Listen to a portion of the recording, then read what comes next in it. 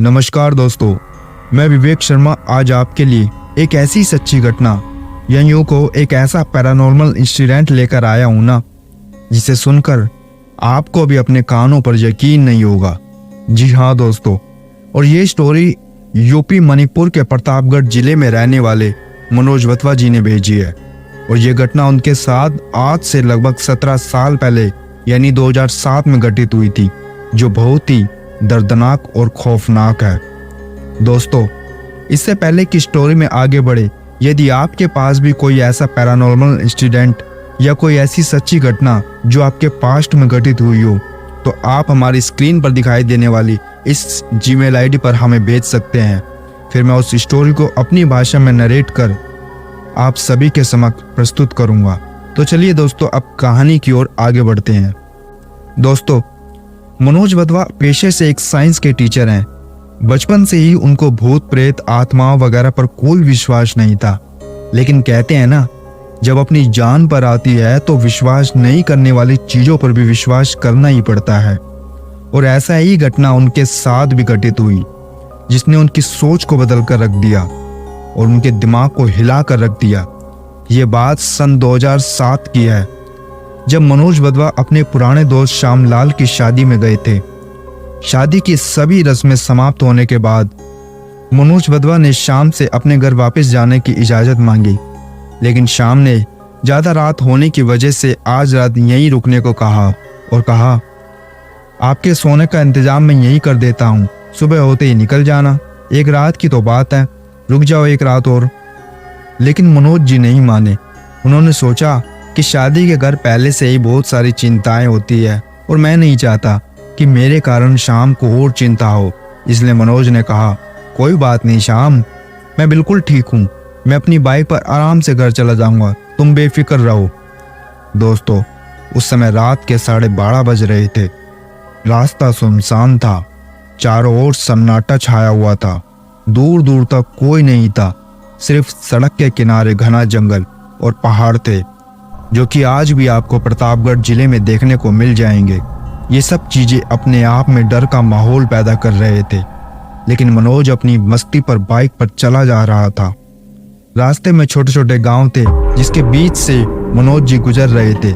लेकिन अचानक वे देखते हैं कि उनकी नजर रास्ते के किनारे एक छोटे से बस स्टैंड पर पड़ी, जहां एक खूबसूरत जवान लड़की, जिसकी उम्र लगभग देखने में 30 की लग रही थी, लाल और सफेद रंग की साड़ी पहनी हुई थी और उसके हाथ में एक बड़ा हैंडबैग भी था। अपने घर जाने के लिए बस का इंतजार कर रही थी। उसे देखकर लग भी रहा था कि वह किसी ऑफिस में काम करती होगी। मनोज जी उसे देखकर सोचने लगे, आखिर आधी रात को ये लड़की बस स्टैंड पर क्या कर रही होगी, किसका इंतजार कर रही होगी। जब मनोज जी वहां से गुजरने लगे तो उसने उनको रुकने का इशारा किया और उन्होंने अपनी बाइक रोक दी। बाइक रुकने के साथ ही वह मनोज जी के पास आई और बोली, जी क्या आप मुझे थोड़ी दूर तक छोड़ दोगे? यहाँ से कुछ ही दूरी पर मेरा घर है, काफी रात हो गई और अब कोई बस भी नहीं मिल रही है। मनोज जी ने पहले तो मना कर दिया, लेकिन फिर सोचा कि एक अकेली जवान लड़की इतनी रात को बस का इंतजार कर रही है और दूर दूर तक किसी बस, ऑटो या किसी दूसरी सवारी की संभावना भी नहीं है। ऐसा विचार कर उन्होंने उस लड़की को लिफ्ट दे दी और अपनी बाइक पर बिठा लिया। शायद ऐसा कुछ आप लोग भी करते। जहां सुंदर लड़की हो, अकेली हो, तो मना करने का तो कोई सवाल ही पैदा नहीं होता। मनोज ने अपनी बाइक स्टार्ट की और चलने लगा। रास्ते में मनोज ने उस औरत से उसके बारे में पूछा कि वह कहाँ रहती है, क्या करती है और यहाँ कैसे। उसने कहा, जी मेरा नाम सुनीता है, मैं एक नर्स हूँ और यहाँ पास ही के एक हॉस्पिटल में जॉब करती हूँ। मेरी शिफ्टिंग शाम के 4 बजे होती है, लेकिन आज काम ज़्यादा होने की वजह से मुझे काफ़ी देर हो गई और अब बस भी नहीं मिल रही है, इसलिए मैंने सोचा कि आपसे मदद मांग लूँ। दोस्तों, मनोज ने देखा कि वह उनकी बातों को बड़े ध्यान से सुन रही थी और जोर जोर से सांसें भी ले रही थी। उसकी जोर जोर से सांसें लेना मनोज के मन में भय उत्पन्न कर रहा था। जैसे जैसे वे दोनों आगे बढ़ रहे थे, मनोज ने महसूस किया कि अब वातावरण बदल रहा है। रास्ते में दोनों ओर के पेड़ अब और भी घने हो गए हैं। चारों ओर की खामोशी का माहौल, चांदनी रात उसके दिल की धड़कन को और भी तेज कर रहा था। मनोज ने अपनी बाइक के आगे वाले शीशे में देखा कि वह बार बार उसे बड़े आश्चर्य से देख रही है और सर भी घुमा रही है। उसकी आंखें बड़ी विचित्र और मोटी दिखाई देने लगी थी और वह बार बार अपने दांतों को पीस रही थी। उसके शरीर का रंग भी अब धीरे धीरे बदल रहा था। ये सब देखकर मनोज बहुत घबरा गए थे, लेकिन वे कुछ नहीं कर सकते थे। उन्होंने घबराहट में अपनी बाइक की रफ्तार बढ़ा दी। कुछ ही दूर बाद अचानक उनको बाइक की हेडलाइट में कुछ दिखा। उन्होंने अपनी बाइक को धीरे कर दिया और देखा कि एक पुराना मंदिर बीच रास्ते के किनारे पर बना हुआ था। वह मंदिर बहुत पुराना और सुनसान लग रहा था और उनके चारों ओर कोई नहीं था। मनोज ने उस औरत से पूछा, क्या आप यहाँ उतरना चाहती हो? जी, क्या आप यहाँ उतरना चाहती हो? उसने नजर मिलाई और मुस्कुराते हुए भारी आवाज में कहा, हाँ यही। और मनोज ने अपनी बाइक रोक दी और वह उतर गई। उसने मनोज को धन्यवाद कहा और फिर मंदिर की ओर चल दी।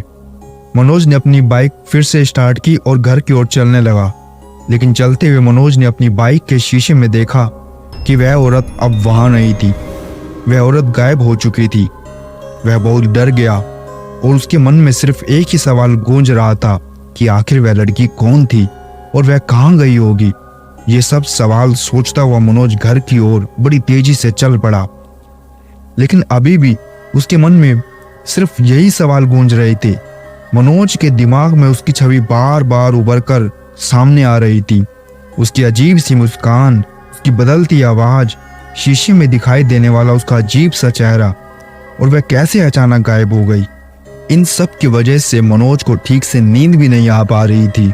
उसने सोचा, शायद अगर मैं इस घटना के बारे में किसी से बात करूं तो मुझे कुछ शायद सुकून मिले। ऐसा विचार कर मनोज ने अपने दोस्त श्यामलाल को फोन किया और पूरी घटना की सच्चाई बता दी। उस समय अधिकतर लोगों के पास कीपैड वाले फोन होते थे, क्योंकि एंड्रॉयड स्मार्टफोन उस समय भारत में लॉन्च भी नहीं हुए थे। श्याम ने सुनकर मनोज से कहा, तुमने जो लड़की देखी थी वह वही भटकती आत्मा थी। आज से लगभग 5 साल पहले एक लड़की इस गांव के सदर अस्पताल में नर्स का काम करती थी। एक दिन में अपनी ड्यूटी खत्म कर वो अपने घर जा रही थी। तब रास्ते में उसी बस स्टैंड के पास जहां वो तुम्हें मिली थी, उसे 3 लड़के मिले, जिसके नाम विजय दत्त, पुनर्वा और अखिलेश थे। पुलिस एफआईआर में भी उनके यही नाम दर्ज है। और वे लोग उसकी सुंदरता पर मोहित होकर उसे छेड़ने लगे, और जब लड़की ने उनको कोई भाव नहीं दिया और खींचकर एक को जोरदार थप्पड़ जड़ दिया, तो गुस्से में तिलमिलाए तीनों ने बड़ी ही बेरहमी के साथ उनकी इज्जत लूट ली और उनसे अपने बचाव की भीख मांगती रही। वह बार बार यही कहती रही, कृपा मुझे अब जाने दो, मैं किसी से कुछ नहीं कहूंगी। लेकिन वे तीनों हवस के पुजारियों ने उसकी एक नहीं सुनी और अपनी हवस की आग को ठंडा कर उसका वहीं राम नाम सत्य कर दिया। बस उस घटना के बाद आज भी उसकी आत्मा भटकती रहती है और रास्ते में आने जाने वाले इंसानों को परेशान करती है, और कई बार तो उनको ऐसी दर्दनाक मौत देती है जिसकी कोई कल्पना भी नहीं कर सकता। यानी मरने वाला खुद मरने से पहले अपनी मौत की भीख मांगने लगता है कि अब तो मुझे मौत दे दो। लेकिन उसकी एक आदत है, वे उन्हीं लोगों को अपना शिकार बनाती है जिसकी उस पर गलत नजर होती है या यूं को अश्लील भरी दृष्टि होती है। तुम इसलिए उसके हाथों से बच गए क्योंकि तुमने अंत तक अपनी नजरों को उसके प्रति गंदा नहीं होने दिया। यदि तुम्हारी नजर भी थोड़ी सी बिगड़ जाती तो वो तुम्हारे साथ भी वही हाल करती जो बाकी के साथ किया। इसलिए वे तुमसे बार बार बात कर, तुमको चेक कर तुम्हारी परीक्षा ले रही थी और तुमको बार बार बड़ी ही अजीब नजरों से देख रही थी। दोस्तों, मनोज श्याम की बातों को सुनकर और भी ज्यादा सहम गया और डरते हुए उसने पूछा, तो मैं अब क्या करूं? श्याम ने कहा, तुम चिंता मत करो मनोज, बस भगवान का नाम लो और सो जाओ, और हाँ, अगली बार रात को अकेले कभी मत घूमना। मनोज ने श्याम की सलाह मानी और भगवान का नाम लेकर सो गया। लेकिन उस रात की घटना ने उसका ये मानना कि भूत प्रेत आत्मा ये सब बकवास है, उसे गलत साबित कर उसकी जिंदगी को बदल कर रख दिया। प्रिय दोस्तों, आज की सच्ची घटना पर आधारित घटना से हमें ये सीख लेनी चाहिए कि कभी भी रात को किसी सुनसान जगह पर यदि आपको लड़की मिले और वो आपसे हेल्प मांगे तो थोड़ा विचार जरूर कर लेना चाहिए। सुंदर लड़की देखकर मन में कपट का जाल बुनकर अपने आप को धोखा देकर कि बेचारी लड़की, यदि ये सब सोचकर मदद करोगे तो बहुत बुरा फंसोगे। चलो दोस्तों, अब बहुत देर हो गई, अब मैं भी सोने चलता हूँ।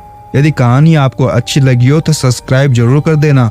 मिलता हूँ किसी अगली और वीडियो में किसी नई सच्ची घटना के साथ। धन्यवाद।